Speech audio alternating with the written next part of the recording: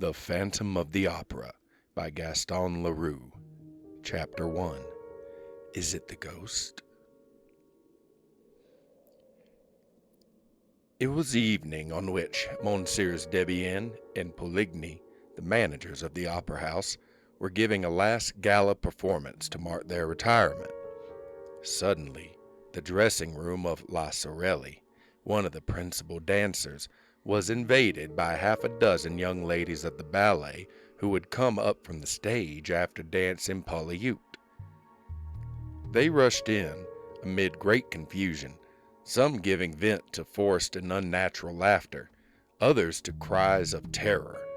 Sorelli, who wished to be alone for a moment to run through the speech which she was to make to the resigning managers, looked around angrily at the mad and tumultuous crowd. It was little Jamie, the girl with the tip-tilted nose, the forget-me-not eyes, the rose-red cheeks, and the lily-white neck and shoulders, who gave the explanation in a trembling voice. "It is the ghost." And she locked the door. Sorelli's dressing room was fitted up with official, commonplace elegance. A pier glass, a sofa, a dressing table, and a cupboard or two provided the necessary furniture. On the walls hung a few engravings, the relics of her mother, who had known the glories of the old opera in the Rue Le Pelletier, portraits of Vestris, Gardel, Dupont, Bigottini. But the room seemed a palace to the brats of the corps de ballet, who were lodged in common dressing rooms where they spent their time singing, quarreling, smacking the dressers and hairdressers, and buying one another glasses of cassis, beer, or even rum, until the call boy's bell rang. Sorelli was very superstitious. She shuddered when she heard little Jamie speak of the ghost, called her a silly little fool, and then, as she was the first to believe in ghosts in general, and the opera ghost in particular, at once asked for details. "Have you seen him?" "As plainly as I see you now," said little Jamie, whose legs were giving way beneath her, and she dropped with a moan into a chair. Thereupon, little Geary, the girl with eyes black as sloes, hair black as ink, a swarthy complexion, and a poor little skin stretched over poor little bones, little Geary added, "If that's the ghost, he's very ugly." "Oh, yes!" cried the chorus of ballet girls, and they all began to talk together. The ghost had appeared to them in the shape of a gentleman in dress clothes, who had suddenly stood before them in the passage without their knowing where he came from. He seemed to have come straight through the wall. "Pooh," said one of them, who had more or less kept her head. "You see ghosts everywhere." And it was true. For several months there had been nothing discussed at the opera but this ghost in dress clothes, who stalked about the building from top to bottom like a shadow, who spoke to nobody, to whom nobody dared speak, and who vanished as soon as he was seen, no one knowing how or where. As became a real ghost, he made no noise in walking. People began by laughing and making fun of this specter dressed like a man, or a fashion, or an undertaker, but the ghost legend soon swelled to enormous proportions among the corps de ballet. All the girls pretended to have met this supernatural being more or less often, and those who laughed loudest were not the most at ease. When he did not show himself, he betrayed his presence or his passing by accident, comic or serious, for which the general superstition held him responsible. Had anyone met with a fall, or suffered a practical joke at the hands of one of the other girls, or lost a powder puff, it was at once the fault of the ghost, of the opera ghost. After all, who had seen him? You meet so many men in dress clothes at the opera who are not ghosts. But this dress suit had a peculiarity of its own. It covered a skeleton, At least so the ballet girl said. And, of course, it had a death's head. Was all this serious? The truth is that the idea of the skeleton came from the description of the ghost given by Joseph Bouquet, the chief scene shifter who had really seen the ghost. He had run up against the ghost on the little staircase by the footlights, which led to the cellars. He had seen him for a second, for the ghost had fled, and to anyone who cared to listen to him, he said, "He is extraordinarily thin, and his dress coat hangs on a skeleton frame. His eyes are so deep that you can hardly see the fixed pupils. You just see two big black holes, as in a dead man's skull. His skin, which is stretched across his bones like a drumhead, is not white, but a nasty yellow. His nose is so little worth talking about that you can't see its side face, and the absence of that nose is a horrible thing to look at. All the hair he has is 3 or 4 long dark locks on his forehead and behind the ears." This chief scene shifter was a serious, sober, steady man, very slow at imagining things. His words were received with interest and amazement, and soon there were other people to say that they too had met a man in dress clothes with a death's head on his shoulders. Sensible men who had wind of the story began by saying that Joseph Bouquet had been the victim of a joke played by one of his assistants. And then, one after the other, there came a series of incidents so curious and so inexplicable that the very shrewdest people began to feel uneasy. For instance, a fireman is a brave fella. He fears nothing, least of all fire. Well, the fireman in question, who had gone to make a round of inspection in the cellars and who, it seems, had ventured a little further than usual, suddenly reappeared on the stage, pale, scared, trembling, with his eyes starting out of his head, and practically fainted in the arms of the proud mother of little Jamie. And why? Because he had seen coming toward him, at the level of his head, but without a body attached to it, a head of fire. And, as I said, a fireman is not afraid of fire. The fireman's name was Pampin. The corps de ballet was flung into consternation. At first sight, this fiery head in no way corresponded with Joseph Bouquet's description of the ghost. But the young ladies soon persuaded themselves that the ghost had several heads, which he changed about as he pleased. And, of course, they at once imagined that they were in the greatest danger. Once the firemen did not hesitate to faint, leaders in front row and back row girls alike had plenty of excuses for the fright that made them quicken their pace when passing some dark corner or ill-lighted corridor.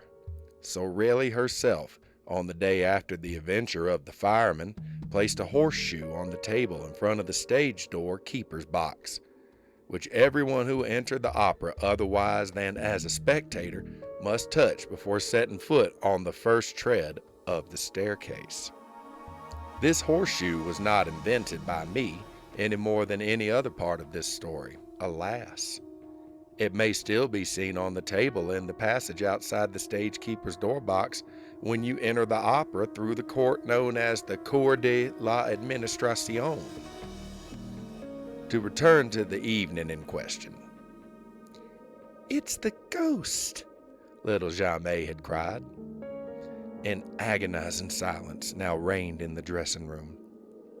Nothing was heard but the hard breathing of the girls. At last, Jamie, flinging herself upon the farthest corner of the wall with every mark of real terror on her face, whispered, "Listen." Everybody seemed to hear a rustling outside the door. There was no sound of footsteps. It was like light silk sliding over the panel. Then it stopped. Sorelli tried to show more pluck than the others. She went up to the door and in a quavering voice asked, "Who's there?" But nobody answered. Then, feeling all eyes upon her, watching her last movement, she made an effort to show courage and said very loudly, "Is there anyone behind the door?" "Oh, yes, yes, of course there is," cried that little dried plum of Meg Geary, heroically holding Sorelli back by her gauze skirt. "Whatever you do, don't open the door. Oh, Lord, don't open the door." But Sorelli, armed with the dagger that never left her, turned the key and drew back the door, while the ballet girls retreated to the inner dressing room, and Meg Geary sighed, "Mother, Mother." Sorelli looked into the passage bravely. It was empty. A gas flame in its glass prison cast a red and suspicious light into the surrounding darkness, without succeeding in dispelling it. And the dancer slammed the door again with a deep sigh.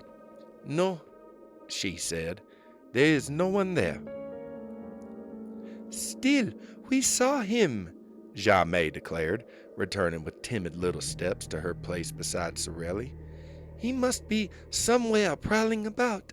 I shan't go back to dress. We had better all go down to the foyer together at once for the speech, and we will come up again together." As the child reverently touched the little coral finger ring which she wore as a charm against bad luck, while Sorelli stealthily, with the tip of her pink right thumbnail, made a St. Andrew's cross on the wooden ring which adorned the fourth finger of her left hand, she said to the little ballet girls, "Come, children, pull yourselves together. I dare say no one has ever seen the ghost." "Yes, yes, we saw him. We saw him just now," cried the girls. "He had his death's head and his dress coat, just as when he appeared to Joseph Bouquet." "And Gabrielle saw him too," said Jamais. "Only yesterday afternoon, in broad daylight." "Gabrielle, the chorus master?" "Why, yes, didn't you know?"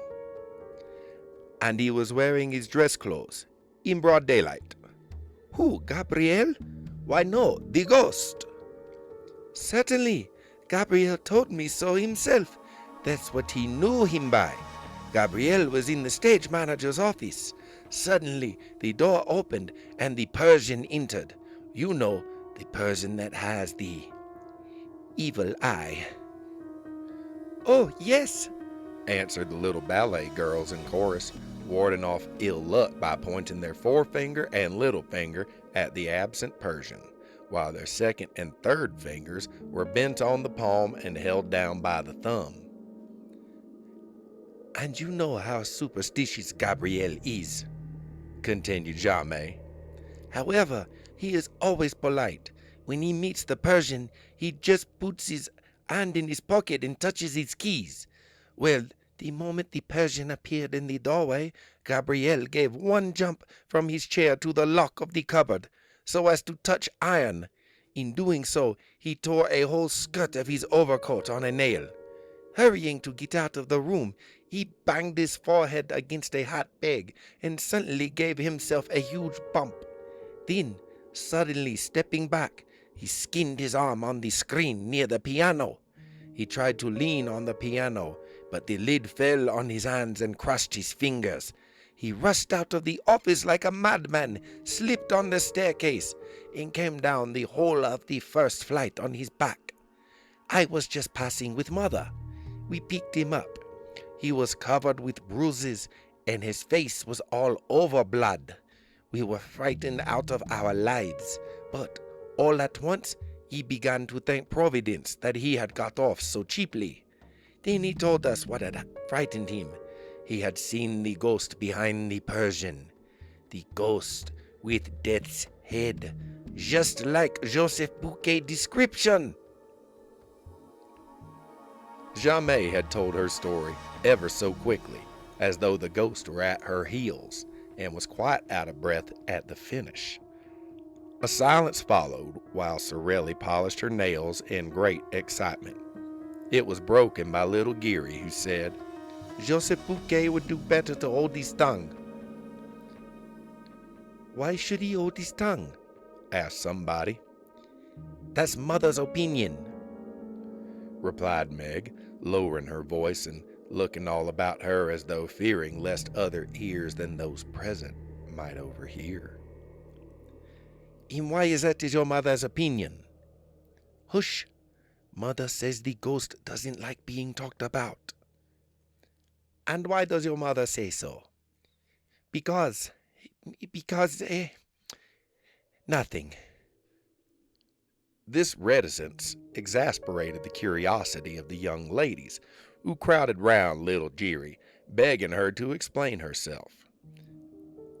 They were there, side by side, leaning forward simultaneously in one movement of entreaty and fear, communicating their terror to one another, taking a keen pleasure in feeling their blood freeze in their veins. I swore not to tell, gasped Meg. But they left her no peace and promised to keep the secret until Meg, burning to say all she knew, began, with her eyes fixed on the door. Well, it's because of the private box. What private box? The ghost box. Has the ghost a box? Oh, do tell us, do tell us. Not so loud, said Meg. It's box 5, you know. The box on the grand tier, next to the stage box, on the left. Oh, nonsense. I tell you it is. Mother has charge of it, but you swear you won't say a word. Of course, of course. Well, that's the ghost box. No one has had it for over a month, except the ghost, and orders have been given at the box office that it must never be sold. And does the ghost really come there? Yes. Then somebody does come. Why, no. The ghost comes, but there is nobody there. The little ballet girls exchanged glances. If the ghost came to the box, he must be seen, because he wore a dress coat and a death's head. This is what they tried to make Meg understand, but she replied, That's just it. The ghost is not seen, and he has no dress coat and no head. All that talk about his death's head and his head of fire is nonsense. There's nothing in it. You only hear him when he is in the box. Mother has never seen him, but she has heard him. Mother knows, because she gives him his program. Sorelli interfered. Geary, child, you're getting at us. Thereupon little Geary began to cry. I ought to have held my tongue if Mother ever came to know. But I was quite right. Joseph Bouquet has no business to talk of things that don't concern him. It will bring him bad luck. Mother was saying so last night.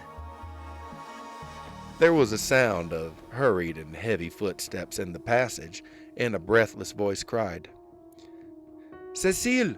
Cecile! Are you there? It's Mother's voice, said Jamais. What's the matter? She opened the door. A respectable lady, built on the lines of a Pomeranian grenadier, burst into the dressing room and dropped groaning into a vacant armchair. Her eyes rolled madly in her brick dust-colored face. How awful, she said. How awful! What? What? Joseph Bouquet. What about him? Joseph Bouquet is dead. The room became filled with exclamations, with astonished outcries, with scared requests for explanations. Yes, he was found hanging in the third-floor cellar. It is the ghost, Little Geary blurted, as though in spite of herself, but she at once corrected herself with her hands pressed to her mouth. No, I didn't say it. I did not say it. All around her, her panic-stricken companions repeated under their breaths, Yes, it must be the ghost. Sorelli was very pale. I shall never be able to recite my speech, she said. Madame Jamais gave her opinion, while she emptied a glass of liqueur that happened to be standing on a table. The ghost must have something to do with it. The truth is that no one ever knew how Joseph Bouquet met his death. The verdict at the inquest was natural suicide. In his Memoirs of Manager, Monsieur Moncharmin, one of the managers who succeeded Monsieurs Debienne in Poligny, describes the incident as follows. A grievous accident spoiled the little party where Monsieurs Debienne and Poligny gave to celebrate their retirement. I was in the manager's office when Mercier, the acting manager, suddenly came darting in. He seemed half mad and told me that the body of a scene shifter had been found hanging in the third cellar under the stage, between a farmhouse and a scene from Woy-la-Hor. I shouted, "Come and cut him down!" By the time I had rushed down the staircase and the Jacob's ladder, the man was no longer hanging from his rope. So this is an incident which Monsieur Moncharmin thinks natural. A man hangs at the end of a rope. They go to cut him down. The rope has disappeared. Oh, Monsieur Moncharmin found a very simple explanation. Listen to him. It was just after the ballet, and leaders and dancing girls lost no time in taking their precautions against the evil eye. There you are. Picture the corps de ballet scuttling down the Jacob's ladder and dividing the suicide rope among themselves in less time than it takes to write. When, on the other hand, I think of the exact spot where the body was discovered, the third cellar underneath the stage.